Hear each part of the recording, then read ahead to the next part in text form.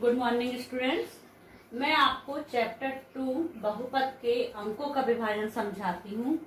आपका एक अंक के जो ऑब्जेक्टिव क्वेश्चंस हैं, बहुविकल्पीय प्रश्न जिसमें या तो रिक्त स्थान हो सकते हैं, सत्य सत्य हो सकते हैं, वो उसके आपको एक अंक के 2 क्वेश्चंस आएंगे। ठीक है, फिर 2 अंक का एक क्वेश्चन आएगा और एक क्वेश्चन आएगा आपका 4 अंक का। इस प्रकार से एक अंक के 2 क्वेश्चन मतलब 2 नंबर ये हो गए आपके, 2 और 2 4 और 4 8, कुल 8 अंक का इस चैप्टर से आना है, जिसमें एक अंक में आपके बहुविकल्पी प्रश्न आते हैं। ठीक है, 2 अंक में आपका ज्यादातर पूछा जाता है एक्सरसाइज 2.2 का क्वेश्चन नंबर 2, जिसमें हमको शून्यकों का योग और गुणनफल दिया है और आपसे द्विघात बहुपद पूछा जाता है।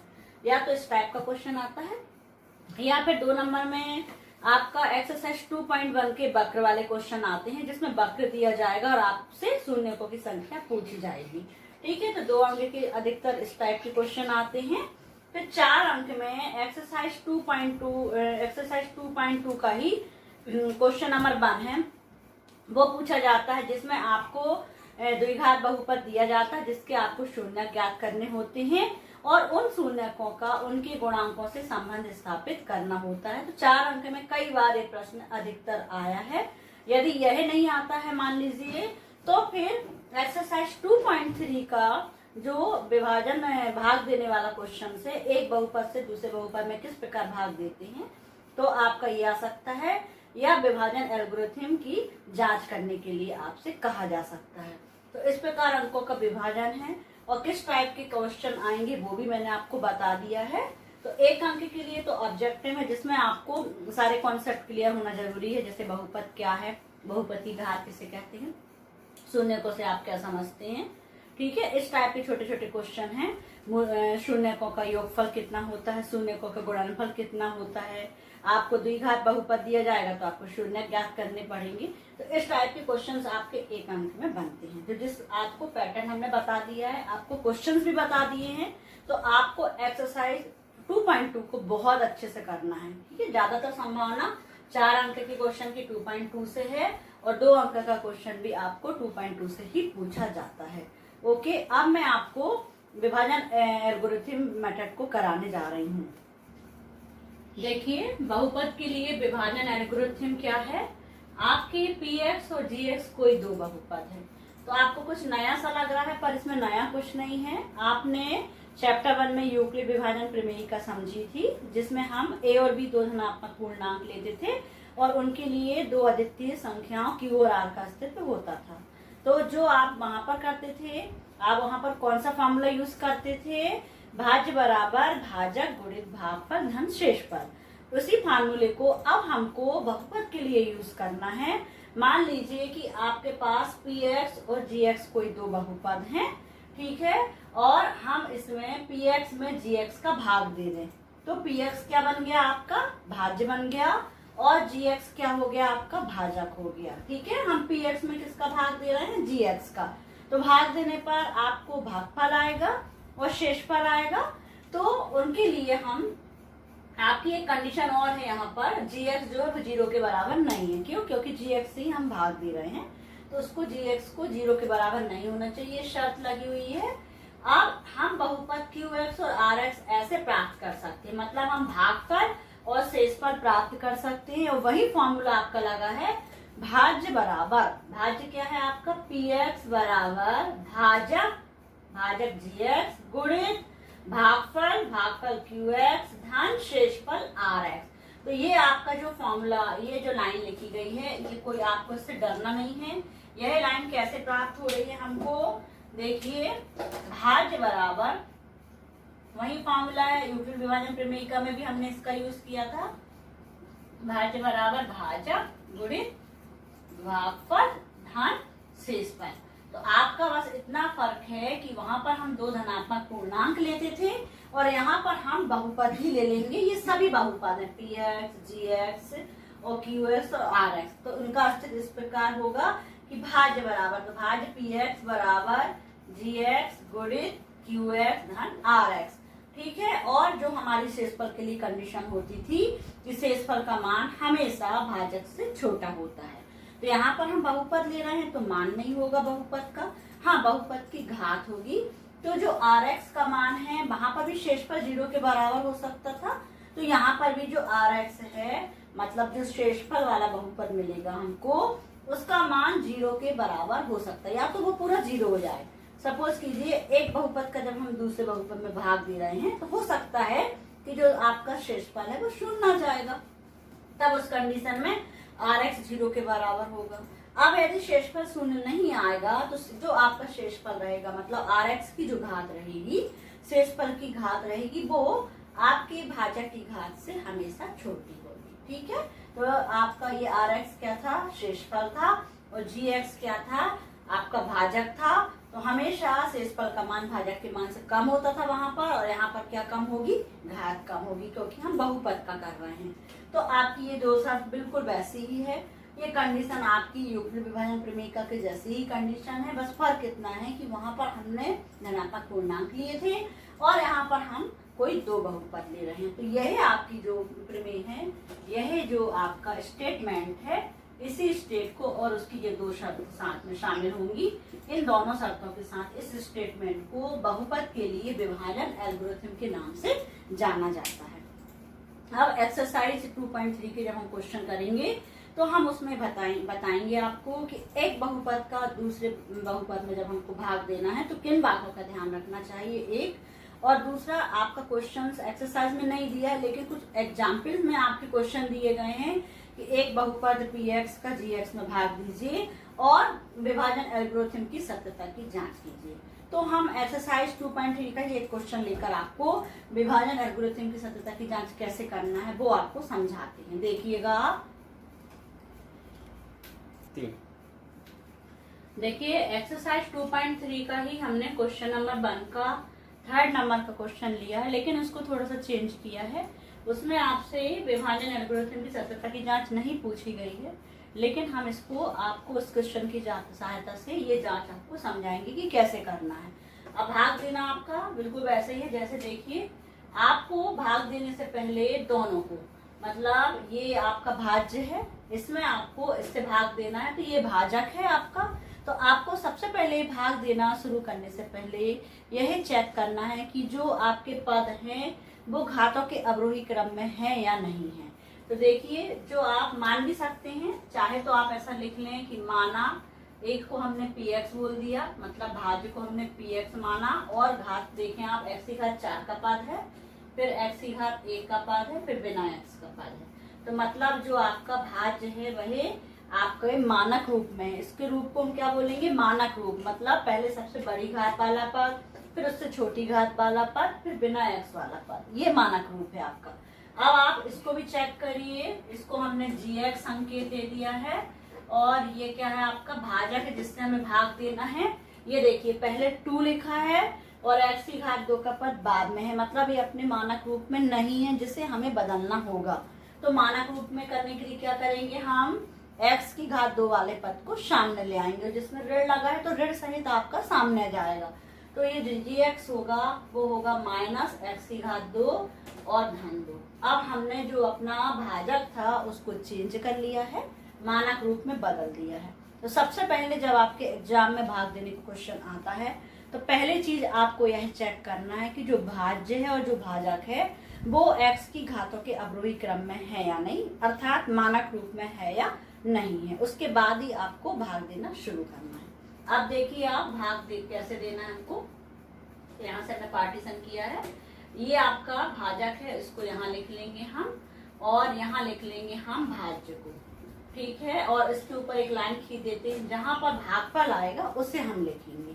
अब आपको रब वर्क जरूर यूज करना है, आप पीछे कर सकते हो एग्जाम में, या क्वेश्चन जहां कर रहे हैं उसी के साइड में आप कॉलम खींच के लिख सकते हैं कि रब कार्य, ठीक है। आप यहाँ पर भी कर सकते हैं, क्योंकि बार बार आपको पेज पलटाने पर प्रॉब्लम क्रिएट हो सकती है, तो आप साइड में भी रब कार्य यूज कर सकते हैं। अब आप देखिए भाग देना स्टार्ट करना है, तो सबसे पहला स्टेप नंबर 1 में हमको क्या करना है, आपका जो भी भाज्य हो, भाज्य में जितने भी पद हो उसका पहला पद लेना है, रफ में लिख लेना है। तो भाज्य का पहला पद है x की घात 4, तो x की घात 4 ले लिया। और फिर क्या करना है, भाजक का पहला पद ले लेना है, तो भाजक में 2 पद है, तो पहला पद हो गया ऋण x की घात 2, इसको लेना है बटे के नीचे। ठीक है, आपको भाजक का पहला पद लिखना है बटे भाज्य का पहला पद लिखना है बटे भाजक का पहला पद। अब आप देखिए कट रहा है तो काट दीजिए, ऋण है आपका अंश में जाएगा, माइनस में आ गया, और x की घात 2 आपकी 4 घात से कट गई, तो यहाँ कितना बचेगा, x की घात 2 बचेगा। ये आपका बच्चा कटने के बाद, ठीक है, x की घात 4 से x की घात 2 कट गए, तो x की घात 2 बच गए, और ऋण आपका ये आ गया सामने। अब ये जो आपका रफ में आया है ये भागफल का पद बनेगा, तो ये माइनस एक्स स्क्वायर को हम कहाँ लिखेंगे, यहाँ लिख लेते हैं ऊपर। ठीक है, आपको बिल्कुल सोचना नहीं है कि हमको ये कैसे लाना है, आपको पहला पद ये लिखना है और बटे में इसका पहला पद लिख के जो भी आपका कैंसिल करने पे आता है वो आपको ऊपर भागफल में लिखना है। अब आप इसको भूल जाइए रफ कार्य को जो किया था। अब हमारा ये पहला पद आ चुका है। अब हमको क्या करना है, ऋण x की घात 2 का गुणा पहले भाजक के पहले पद से होगा, फिर ऋण x की घात 2 का गुणा दूसरे पद से होगा। अब तीसरा पद होता, चौथा पद होता तो उससे भी हम गुणा करते, अभी 2 पद है तो दोनों से हम गुणा करेंगे एक एक करके। अब गुणा करके जो आएगा उसको हम यहाँ लिखेंगे, और इस बात का ध्यान रखेंगे कि x की घात 4 के पद के नीचे x की घात 4 का ही पद आएगा, 3 घात के पद के नीचे 3 घात का पद, 2 घात के पद के नीचे 2 घात का पद, 1 घात के पद के नीचे 1 घात का पद आएगा। मतलब हमको घातों को, समान वाली घातों को समान पद के नीचे लिखना है, समान घातों के पद के नीचे लिखना है। तो देखिए ऋण x की घात 2 का गुणा, जब हमने ऋण x की घात 2 का किया तो आप चिन्ह का गुणा पहले करिए, ऋण और ऋण, हाँ, और x की घात 2 और x की घात 2 का जब गुणा होगा तो घातें जुड़ जाएंगी, आधार समान है, तो 2 और 2 4, ये नियम है गुणा का आपका। तो धन x की घात 4 को हमने x की घात 4 के नीचे ही लिखा।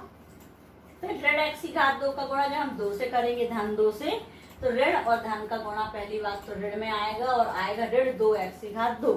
पर हम देख रहे हैं कि यहाँ पर 2 घात का पद नहीं है। अब हम क्या करें, इस स्थिति में हम क्या करेंगे, ऋण 2x की घात 2 को आप अलग से लिख लेंगे, किसी के नीचे नहीं लिखिए, अलग से हमने लिख लिया है क्योंकि यहाँ पर 2 घात का पद नहीं था। अब हम यहाँ पर देखिए चिन्ह बदलेंगे, यहाँ हमको घटाना है ऊपर वाली संख्या से नीचे वाली संख्या को, तो हम नीचे वाली संख्याओं के चिन्ह बदलेंगे। ये धन में है तो ये ऋण में हो गया, ठीक है, इनके आगे कोई चिन्ह नहीं है, मतलब धन में है वो, ये हमने इसका चिन्ह बदला तो ऋण किया, और ये ऋण में था, इसका चिन्ह हमने कौन सा कर दिया, प्लस कर दिया। ठीक है, अब हम हल करेंगे, अब बीच वाले चिन्हों को नहीं देखेंगे आप। अब आपका एक धन का और एक ऋण का, x की घात 4 ऊपर भी, x की घात 4 नीचे भी है, पर एक धन की और एक ऋण की है, तो ये घट जाएंगी, या हम कह सकते हैं कैंसिल हो जाएंगे, ये आपका कट गया। ठीक, अब हमें हमेशा मानक रूप को ध्यान रखना है, तो पहले x की घात 2 वाला पद ये लिखेंगे हम, फिर x का पद लिखेंगे, तो इसे ना लिखें, पहले आप इसको लिखें, इसका चिन्ह हमने बदल दिया है, 2x की घात 2 हो गया, पहले इसको लिखेंगे हम 2 घात के पद को, फिर ऋण 5x को लिखेंगे, और फिर धन 6 को, इनके नीचे कुछ नहीं है, ये आपके ऐसे। आपकी एक स्टेप कंप्लीट हो गई। अब सेकंड स्टेप्स के लिए हमको क्या करना है, फिर से वही प्रोसेस करना है जो स्टेप 1 की स्टार्टिंग में की थी, बटे करके लिखा था हमने, अभी भी हम वही काम करेंगे। ये आपका जो घटाने पर आया है व्यंजक, इसका पहला पद आप रफ में लिख लें, और भाजक का पहला पद ये लिख लें आप, और काट दें। देखिए यहाँ पर ऋण आपका ऊपर आ जाएगा, और x की घात 2 से पूरा x की घात 2 कट गया, तो आपका 2 बच रहा है, तो ऋण 2 आया, और इसको आप कहाँ लिख लेंगे, भागफल के दूसरे पद में, ये, और इसको भूल जाइए। अब जो हमने पहले पद में काम किया था वही हम दूसरे पद में भी काम करेंगे। तो ऋण 2 का गुणा पहले ऋण x वर्ग से होगा, तो ऋण और ऋण धन 2x वर्ग आएगा, तो इसको हम यहाँ लिख देंगे। फिर ऋण 2 का गुणा धन 2 से होगा, धन और ऋण का गुणा ऋण, और कितना आया, 2 दूनी 4। अब कहाँ लिखेंगे हम, धन के जो ऋण के 4 है वो कहाँ लिखेंगे हम, 6 के नीचे, इसके नीचे नहीं लिखेंगे, तो ऋण 4 है आपका, ये आपका, ठीक है, धन और ऋण, और 2 दूनी 4। आप लाइन खींचिए, थोड़ा सा लाइन दूर खींचिए क्योंकि हमको चिन्ह बदलने के लिए जगह भी चाहिए, तो ये लाइन थोड़ा एकदम थोड़ा सा डिस्टेंस में खींचेंगे हम। अब यहाँ कोई साइन नहीं है तो प्लस है, अब इसके चिन्ह को बदल दिया, ये ऋण हो गया, और इसके चिन्ह को बदला तो ये धन हो गया। अब हम घटाने जोड़ने के नियम से हल करेंगे इसको, एक धन का एक ऋण का समान है, कट गया, फिर ऋण 5x, तो ये लिख लीजिए। अब धन के 6 और धन के 4, 4 का चिन्ह बदल दिया हमने, धन 6 और 4, ये आपके धन के 10 आए। ठीक है, ये आपकी सेकेंड स्टेप कंप्लीट हो गई। अब तीसरी स्टेप करने जा रहे हैं। पर आप हमेशा ध्यान रखेंगे कि जो व्यंजक आएगा हर बार चेक कर लेंगे कि जो व्यंजक की घात है वो आपकी भाजक की घात से छोटी ना हो पाए। यदि आपकी व्यंजक की घात भाजक की घात से छोटी हो गई तो आपकी भागफल की प्रक्रिया रुक जाएगी, आपको और आगे भाग नहीं देना है। यही आपका शेषफल कहलाएगा। कहने का अर्थ है कि जब तक इस व्यंजक की जो आने वाला व्यंजक है उसकी घात भाजक की घात से बड़ी है या भाजक की घात के बराबर है, तब तक हम भाग देने की प्रोसेस को आगे करेंगे। जैसे ही इसकी घात भाजक की घात से छोटी होती है तो आपको वहीं रुक जाना है, यही आपका शेषफल होगा। तो आपका क्वेश्चन में ये पूछा था कि भाग दीजिए, भागफल और शेषफल बताइए। तो आप आंसर में लिखिएंगे पहले तो कि भागफल बराबर कितना आया माइनस एक्स की घात ऋण 2 और शेषफल कितना आया आपका, शेषफल आ गया ऋण 5x धन 10। ये आपका एक आंसर हो गया। यदि आपसे इतना पूछा जाता है तो यहीं तक करेंगे आप। लेकिन हमने एक क्वेश्चन और ऐड किया है कि विभाजन एल्गोरिथम की सत्यता की आपको जांच करनी है। आपको जांच कैसे होगी आप देखिए। उसकी जांच करने के लिए आपको जो सूत्र बताया है आपको वह सूत्र याद कर लेना है, क्योंकि उसको आपको लिखना पड़ेगा। ठीक है, इसको मैं रफ कर देती हूँ। यहाँ पर हम आपको जांच समझा देते हैं कैसे आपको जांच करनी है। थोड़ा सा आप एक बहुपद का जब दूसरे बहुपद से भाग देने वाले करेंगे क्वेश्चन तो थोड़ी सी आपको प्रैक्टिस करनी है और नियमों का और चिन्ह का बहुत ध्यान देना है, क्योंकि क्वेश्चन बहुत जल्दी गलत हो जाता है। एक भी साइन मिस्टेक हुई आपका क्वेश्चन रॉन्ग हो जाएगा। इसलिए आप रफ कॉपी में पूरे क्वेश्चन की प्रैक्टिस जरूर करें। तो अब हम लिखेंगे विभाजन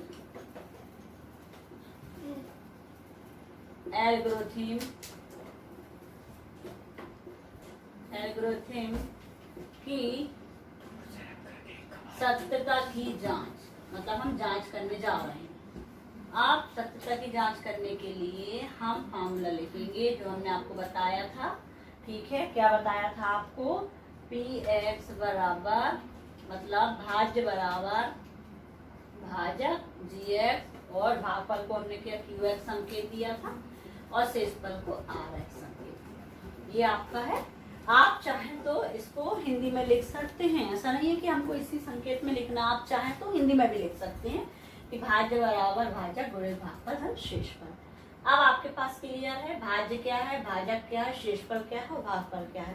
तो अब हम ले लेंगे कौन सा पक्ष, RHS मतलब दायां पक्ष, राइट हैंड साइड मतलब दायां पक्ष ये है।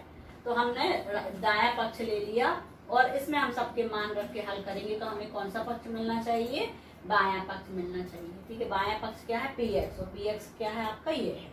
अब आप देखिए gx की जगह gx का मान रखते हैं आप। gx बराबर जो भी मान रखेंगे हम कोष्ठक में रखेंगे, ये ध्यान रखना है आपको। ये हमने gx का मान रख दिया और qx का मान मतलब भागफल का मान ये अपना ऋण x की घात 2 ऋण 2। ठीक है, ये आपका gx का मान था और ये आपका भागफल का मान है। धन rx का मान कितना है, ऋण 5x धन 10। बस आपको इतना ध्यान रखना है कि जो हम मान रख रहे हैं वो हम कोष्ठक में रखेंगे, क्योंकि आपका गलत नहीं होना चाहिए हल करने में। अब ये दो कोष्ठक हैं, इनके बीच में कोई भी साइन नहीं है, मतलब गुणा होना है। अब दो कोष्ठक तो गुणा कैसे करते हैं आपने सीखा होगा कक्षा 9th में। फिर भी आप देख लीजिए, इसका पहला पद है ऋण x की घात 2, इसका गुणा आप पूरे इस पद से कर दीजिए और इसका दूसरा पद है इसका गुणा आप पूरा इससे कर दीजिए दूसरे कोष्ठक से, तो आपका गुणा हो जाएगा। तो देखिए कैसे कर रहा है, ऋण x की घात 2 लिख रहे हैं, इसका पहला पद ले लिया और पूरा का पूरा कोष्ठक हम लिख देंगे। फिर दूसरा पद ले रहे हैं हम और पूरा का पूरा कोष्ठक लिख लेंगे और बाकी ये आपका धन और ऋण का गुणा ऋण 5x और धन 10, ये आपका वैसे लिख दिया हमने, कोष्ठक हटा दिया। अब गुणा करें, अभी तो हमने सिर्फ लिखा है, अभी हमने गुणा नहीं किया। ये पहला पद देखिए फिर से समझ लीजिए, ऋण x की घात 2, फिर ये पूरा का पूरा कोष्ठक, फिर धन 2, फिर पूरा का पूरा कोष्ठक और फिर ये। अब आप गुणा करिए, देखिए ऋण और ऋण धन, x की घात 2 का गुणा x की घात 2 से होगा तो x की घात 4 जाएगा। फिर ऋण और ऋण धन 2x की घात 2, फिर ऋण 2x की घात 2 और धन और ऋण ऋण 2 दूनी 4, ऋण 5x धन 10। आपका ये थोड़ा सा आपको इसको सॉल्व करना पड़ेगा। अब एक धन का और एक ऋण का पद है, तो ये कैंसिल हो गया आपका। x की घात 4 फिर ऋण 5x, पहले x का पद लिख लें, एक घात वाला पद लिख लें और 10 में से हम 4 को घटा देंगे तो कितना आ जाएगा आपका 6 आ जाएगा। ठीक है, अब आप देखिए, मिलाइए, आप देखिए आपका आ चुका है भाज्य के बराबर, px के बराबर आ गया। तो हम लिख देंगे ये RHS जो है किसके बराबर आ गया, और LHS में कितना है आपका px। LHS में आपका देखिए px है जो कि x की घात 4 ऋण 5 है धन 6 है। मतलब हम लिख देंगे यहाँ पर, यहाँ देख लीजिए, इसके बाद आप लिखेंगे LHS बराबर RHS बराबर आ चुके हैं आपके, ये आपका भाज्य के बराबर आ चुका है। तो आप लिखिए कि विभाजन एल्गोरिथम की सत्यता की जांच हुई। ठीक है, और आप इसकी जब गुणा करेंगे तो बहुत अच्छे ध्यान से करेंगे कोष्टक का। और ये आप चाहें तो यदि इन संकेतों में आपको दिक्कत हो रही है तो आप लिख सकते हो हिंदी में भी पूरा, और उससे भी आप जांच कर सकते हो, दायां पक्ष और बायां पक्ष लेके। ओके।